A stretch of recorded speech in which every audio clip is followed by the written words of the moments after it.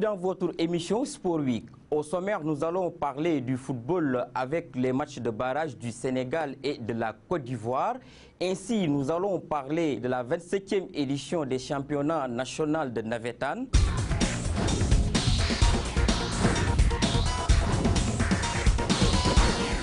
D'Ivoire, Sénégal is playing away from home. Côte d'Ivoire-Sénégal sera le match vedette du troisième et dernier tour des qualifications de la zone Afrique pour Mondial 2014. Ce ne sera pas un match facile. Le fait que la Côte d'Ivoire avait déjà éliminé le Sénégal à la CAN et on se retrouve pour les éliminatoires de la Coupe du Monde. Ce sera un match difficile pour les deux équipes. Pour moi, en matière de football, il n'y a que 50-50 au départ. C'est 90 minutes à l'aller. Le Sénégal peut surprendre la Côte d'Ivoire. La Côte d'Ivoire peut battre le Sénégal en même temps que le Sénégal peut battre la Côte d'Ivoire. Parce que c'est le football, ce n'est pas une science exacte.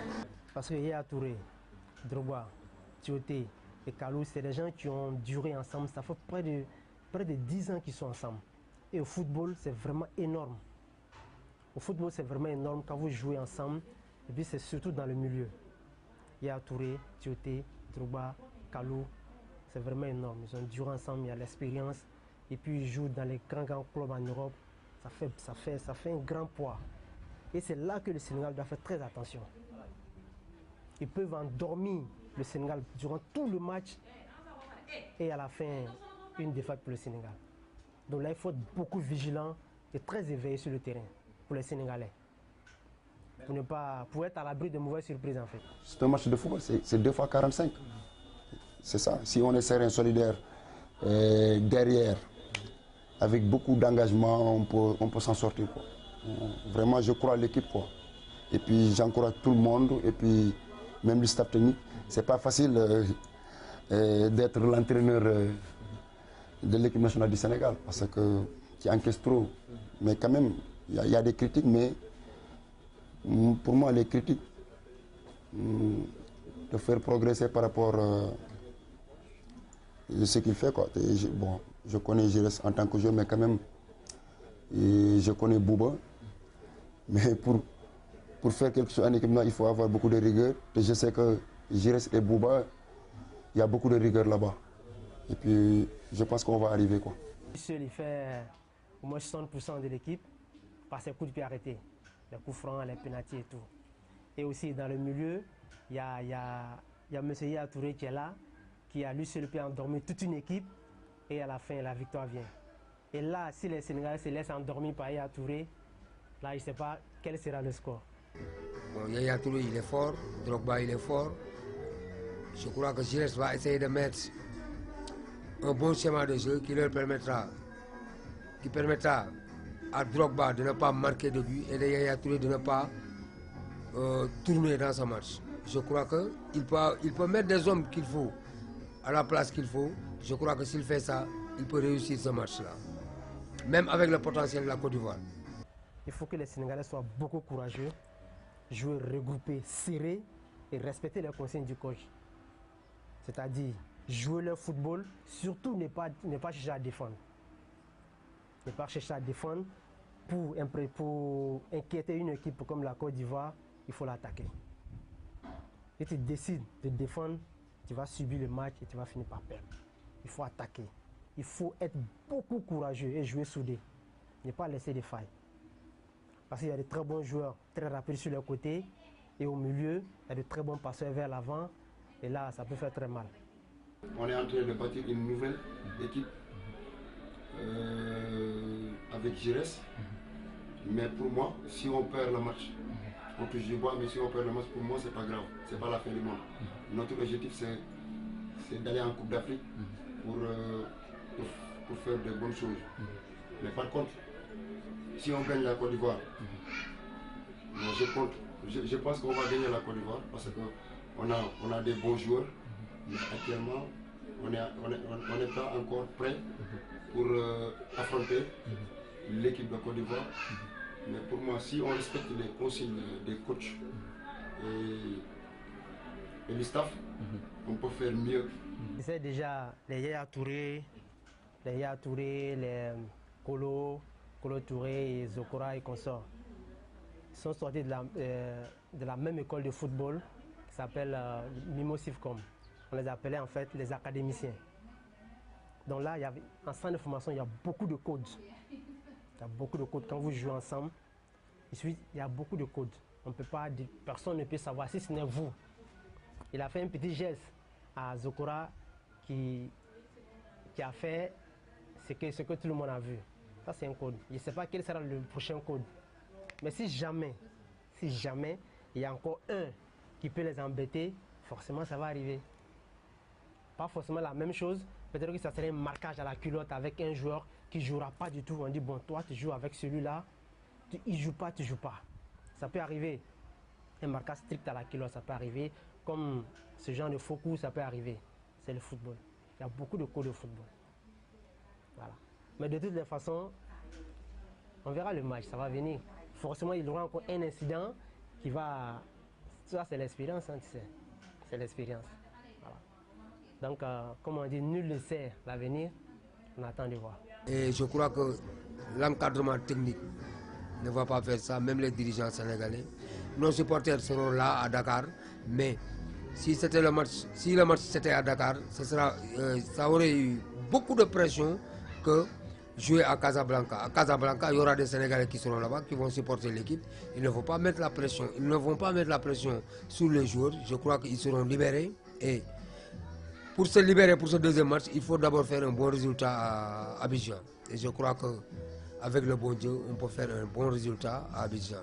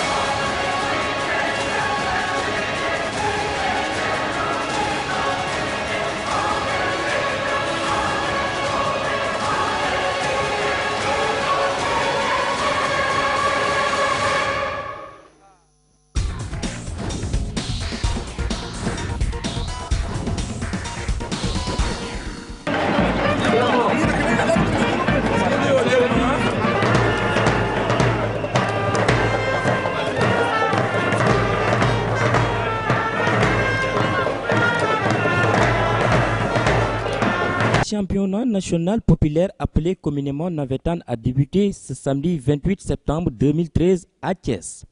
Sous la présence du ministre des Sports, M. Manick Ndiaye, du ministre des Forces armées, Augustin Tine, et du président de l'ONCAV. Je voudrais saisir cette occasion solennelle pour lancer un appel patriotique en direction des événements qui nous attendent au mois d'octobre. Je voudrais en ce moment solennel et ici à Thiès demander à tout le peuple sénégalais d'être unis comme un seul homme derrière l'équipe nationale de football parce que nous sommes à une phase extrêmement importante d'un processus qui est la qualification à la Coupe du Monde en 2014. Profitant de cette tribune, en compagnie de mon ami et frère Augustin Tine, je voudrais demander à tous les Sénégalais de taire les querelles, de taire vraiment les batailles internes, mais d'être comme un seul homme pour qu'au soir du 12 octobre, que nous puissions crier victoire sur la Côte d'Ivoire. Cette victoire, je pense que nous pourrons l'acquérir. C'est pourquoi je lance un appel solennel à toute l'équipe de 2002, le président Souri en tête, Mbaye Ndoye en tête, mais également le capitaine courageux Aliou Cissé et l'ensemble des équipes, l'ensemble des membres de l'équipe de 2002, pour que véritablement nous tous, nous soyons comme un seul homme derrière l'équipe nationale de football. À tous et à toutes, je lance un appel solennel, un appel d'unité patriotique pour que véritablement nous puissions faire en sorte que véritablement nous soyons qualifiés.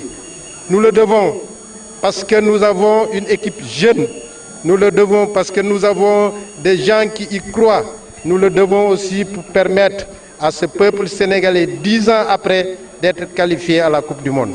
Ngir Yalla ak yonent bi nañu nek ben jappo nek ci ginaaw équipe nationale de football bi pour que véritablement ñu qualifier. En match d'ouverture de la poule C, l'ASC Grand Thiès a pris le dessus sur l'ASC Dego de Kolda par 2-0. But marqué par Jean-Marie Ndion à la 2e minute. Donc c'était notre premier match, il fallait le gagner. On est venu avec des arguments plus solides que l'adversaire. L'adversaire voulait nous faire un match physique, on a refusé. Si vous avez vu, on a joué le 4-3-3 pour attaquer l'adversaire et de deux coups. On a eu la chance de marquer très tôt, mais il y avait une bonne réaction de l'adversaire sur le plan physique. On a pu contenir pour aller en deuxième mi-temps, venir avec d'autres intentions et marquer le deuxième but pour nous libérer. Parce qu'on est l'équipe championne de la région de Thiès. C'est pas normal qu'on doit défaillir. Avec vu le potentiel qu'on a, on va essayer de faire le maximum pour aller prendre la coupe, Inch'Allah. Le match a été très bon. Je félicite l'équipe de Thiès aussi qui a fait un très bon match, qui a joué avec son public. Et nous, hier, on a fait un voyage qui était très dur parce que les conditions n'étaient pas du tout réunies, il faut oser dire la vérité. Une équipe qui quitte depuis Kolda, venir jouer ici, arriver ici à 3h, 4h du matin pour rejouer le lendemain, les conditions là étaient difficiles. Et on a joué dans un terrain, vraiment un terrain sablonneux. Et je lance un appel aussi aux autorités de Thiès pour pouvoir préparer ce terrain. Parce que organiser des phases nationales dans un terrain pareil, vraiment c'est décevant aussi, quoi. Et moi je félicite encore mes supporters, je félicite mes dirigeants, je félicite beaucoup mes joueurs. C'est un tournoi, le championnat n'est pas fini. Nous n'avons perdu que le premier match. Nous allons essayer de nous rattraper pour le deuxième match. C'est possible que si on gagne le deuxième match, je ne le souhaite pas, peut-être que Thiès peut perdre leur deuxième match. Et là, ça sera des calculs encore, quoi. Et il y a de l'espoir aussi encore.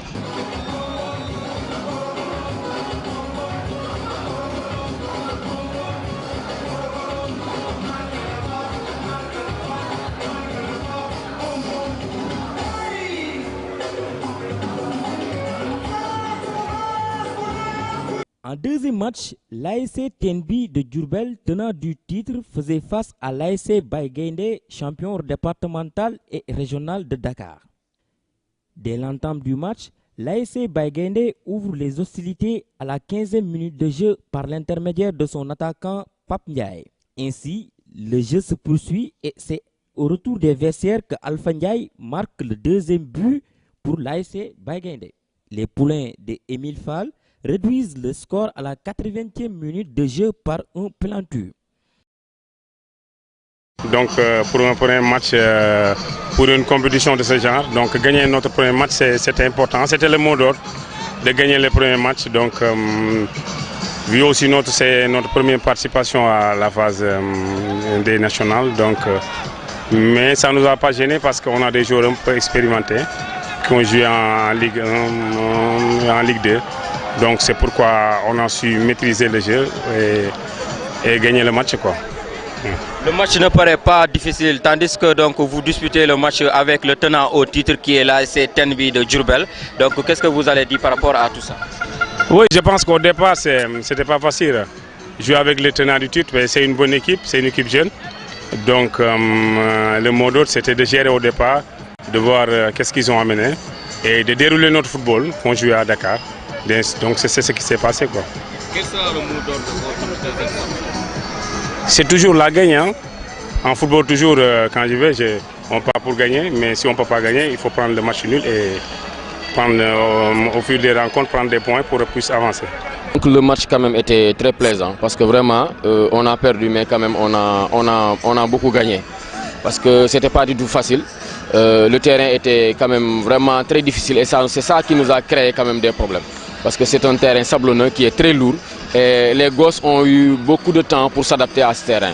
Donc c'est ça qui a fait que dès la deuxième minute, avec des moments de faiblesse, de positionnement au niveau de la défense, on a pris un but.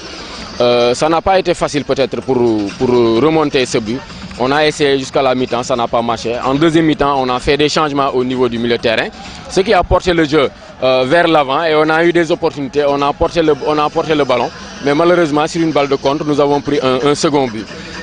Mais quand même, ça ne nous a pas découragés. Les gosses ne se sont pas quand même lâchés. Et 10 minutes avant la fin, ils ont réduit le score. Quand même, je pense que c'est une victoire très méritée pour l'ASC Baye Gaïndé, parce que quand même ils ont une équipe très compétitive, une équipe très combative, et c'est ça qui a fait qu'aujourd'hui l'ASC Tenby, qui a été championne l'année dernière, a perdu. Mais quand même la compétition n'est pas terminée et nous allons chercher les 3 points pour le match prochain afin de pouvoir quand même mieux défendre le titre que nous avons eu à gagner l'année dernière. En levée de rideau, l'ASC Diakhao de Thiès et l'ASC Mankou de Fatick se sont quittés par un score de parité 0 but partout.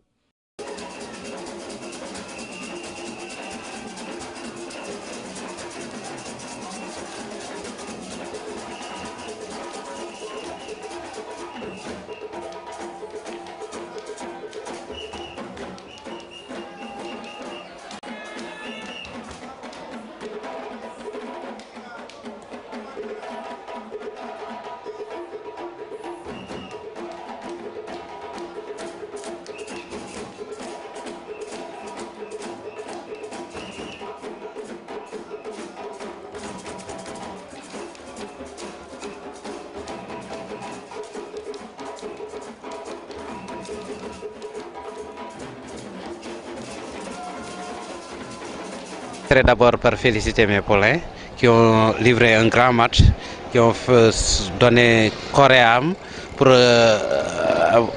avoir ce bon résultat-là, parce que c'est un bon résultat pour nous, parce que ce n'était pas évident de jouer contre Diakhao à Thiès même, qui est l'équipe de la cité, qui a fait une grande mobilisation et avoir ce résultat-là. Donc l'équipe était déjà partie, Diakhao était parti favori, nous on a joué les outsiders et vraiment on a vu le résultat qu'on voulait.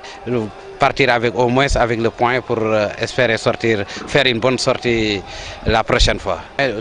Aujourd'hui l'option était plus défensive qu'offensive, donc cela va dire naturellement pour se qualifier il faut voir d'autres stratégies, donc plus offensives, mettre un peu la touche offensive pour marquer des buts et gagner la prochaine rencontre pour espérer se qualifier au quart de finale et éventuellement battre la demi-finale pour se qualifier en finale et rapporter la coupe. Pour mémoire, il y a 2 ans de cela, cette même équipe s'était arrêtée en demi-finale de phase nationale lors des éditions de Kaolack. Donc nous avons pour ambition d'être au moins en finale et de remporter la coupe.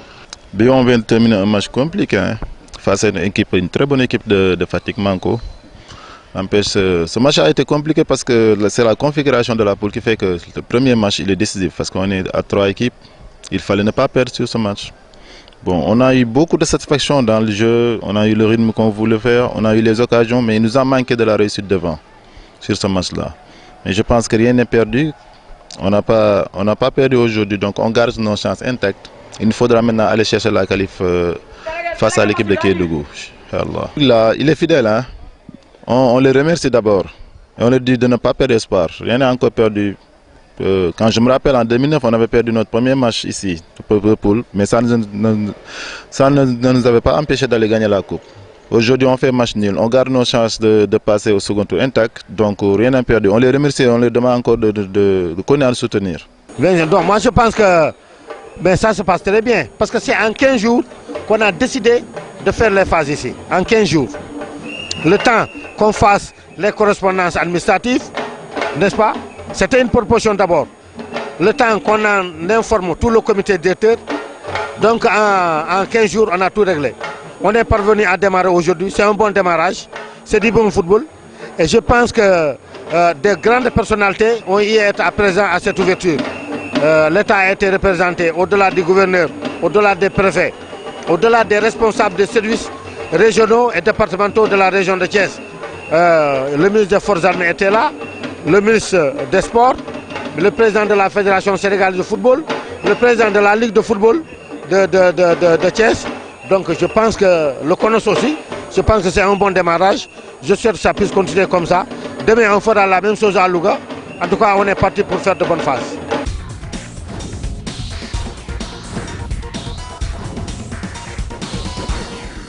À présent, nous allons parler du basket. Vous savez que l'équipe nationale féminine a été éliminée par l'Angola. Le Sénégal ne sera pas champion d'Afrique cette année. Les Lions ont été battus en demi-finale par l'Angola sur le score de 46 à 43.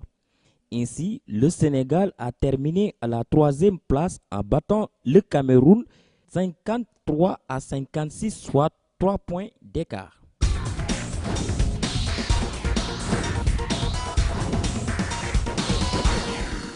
Maintenant, nous allons parler du volleyball avec le championnat d'Afrique féminine de volleyball qui s'est passé à Nairobi. Vous savez bien que l'équipe nationale féminine a terminé 4e place devant le Kenya qui a remporté donc la Coupe d'Afrique des Nations. Nous allons voir l'élément. Le Kenya a remporté le championnat d'Afrique de volleyball 2013. Comme lors de leurs 4 précédents matchs, les Kenyanes ont administré le même tarif de 3-7 à 0 à la Tunisie pour arriver à la première place et décrocher la médaille d'or. Le Cameroun arrive à la 2e place en prenant le dessus sur l'Algérie. Le Sénégal arrive à la 4e place devant l'Égypte, battu par les Lions 3-7 à 2. Les Lions rééditent la même performance que lors de la précédente édition en terminant au pied du podium. Elles n'ont pas pu faire mieux malgré la bonne prestation lors du tournoi de la zone 2 à l'issue duquel elles avaient terminé en tête.